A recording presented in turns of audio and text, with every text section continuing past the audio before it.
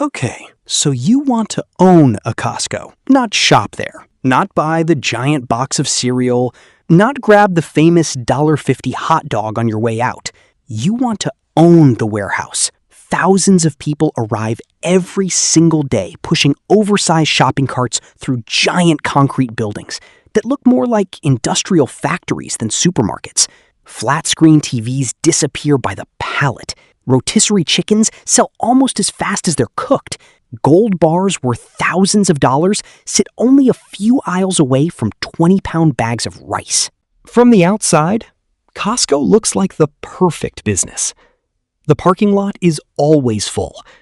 Customers willingly pay just to walk through the front door. And some warehouses sell more than $300 million worth of merchandise every year. That's the picture. That's what investors see. That's what customers see. Here's what the warehouse doesn't show you. The $40 million sitting on the shelves before the first customer arrives. The fleet of trucks that must replenish inventory every single day because yesterday's products are already gone. The millions spent every year paying employees some of the highest wages in retail. And the strange reality that after selling hundreds of millions of dollars worth of products, Costco often keeps only a tiny fraction as profit. This is one of the most misunderstood business models in the world. From the outside, it looks like a retailer. On the inside, it operates more like a membership company, a logistics network, and a real estate business working together under one roof. Some Costco warehouses quietly generate extraordinary returns. Others take years to recover their initial investment. And by the end of this documentary, you'll understand exactly how owning a Costco warehouse actually works, where the real money comes from, and why the biggest product Costco sells isn't sitting on any shelf. Before we talk about profits, we need to talk about what a Costco actually is. Because Costco is one of those names that gets used to describe a business almost everyone thinks they understand. Some people call it a supermarket. Others think it's a wholesale distributor. Some see it as a giant grocery store that happens to sell televisions. And none of those descriptions are completely wrong. But financially, they're all incomplete. Because Costco isn't competing to sell you groceries. It's competing to become the place where you spend most of your money. That sounds like a small difference? It isn't. A traditional supermarket survives one shopping trip at a time. Every customer who walks through the door is another chance to make money. Costco works backwards. Its first sale isn't groceries. Its first sale is permission.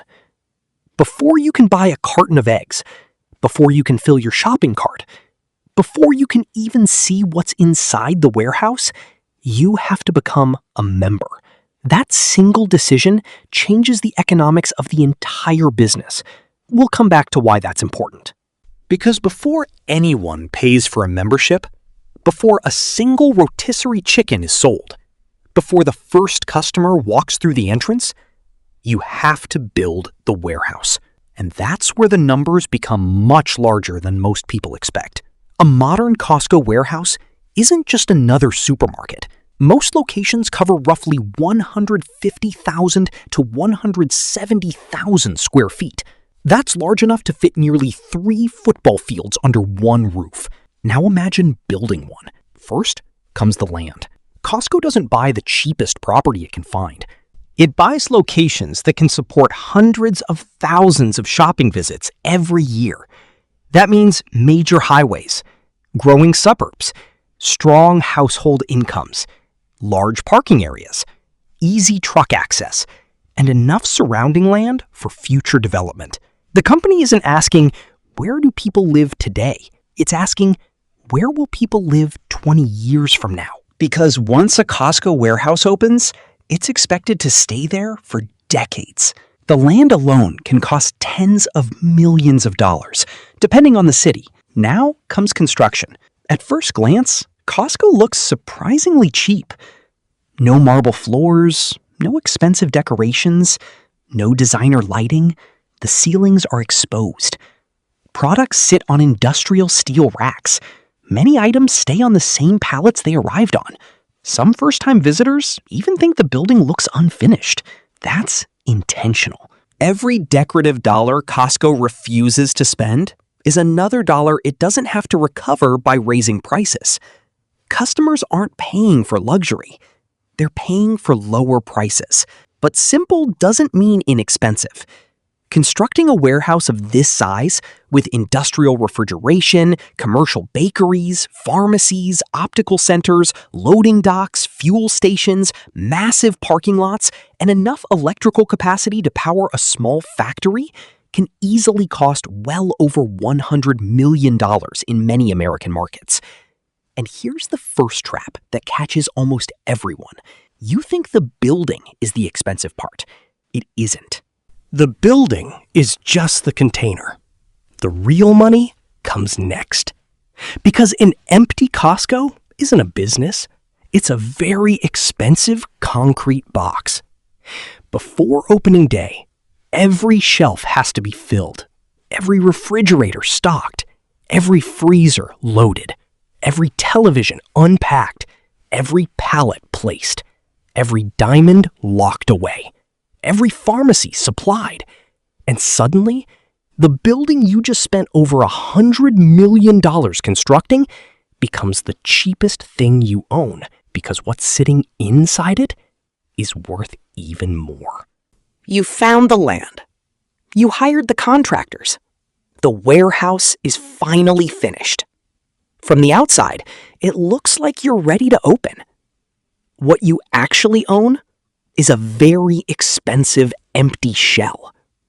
Because before Costco can earn a single dollar, it has to solve one problem that almost no customer ever thinks about: inventory.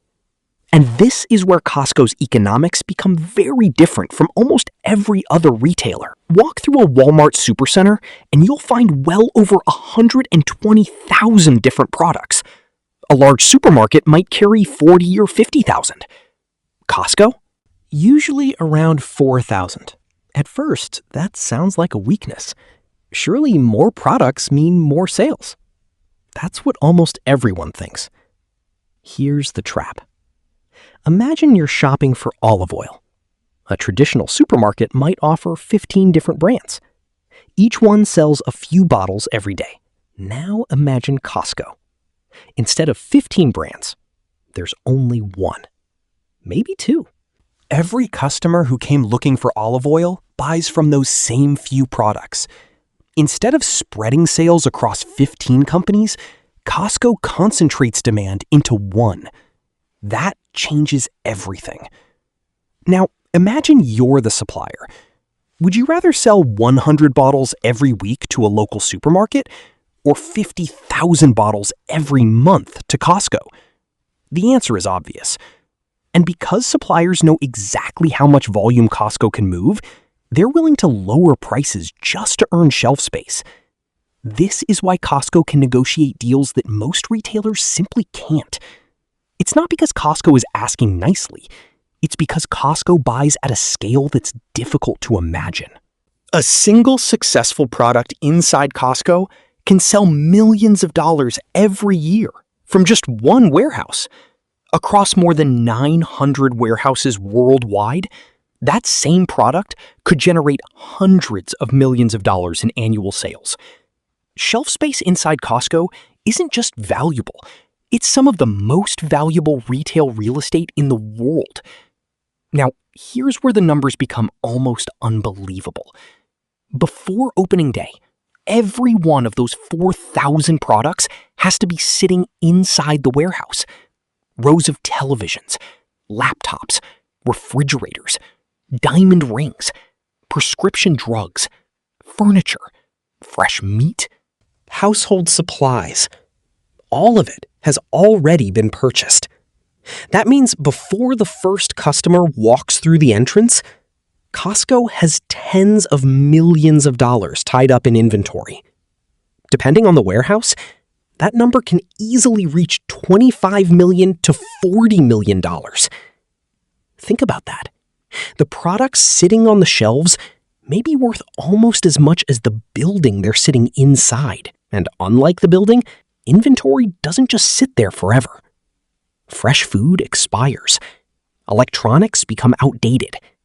Seasonal merchandise loses value. Every extra day a product sits on the shelf, it's costing money. This creates one of the biggest financial pressures inside the entire business. Move inventory fast. Because inventory isn't cash.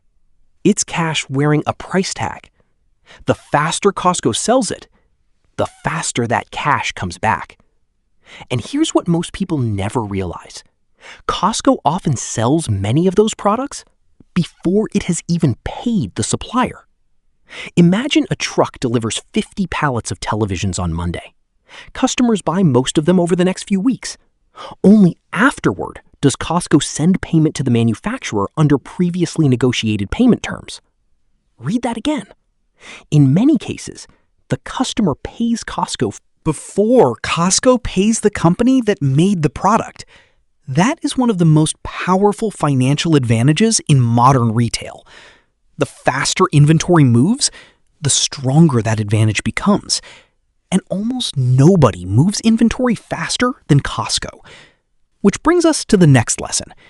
You now have a warehouse worth well over $100 million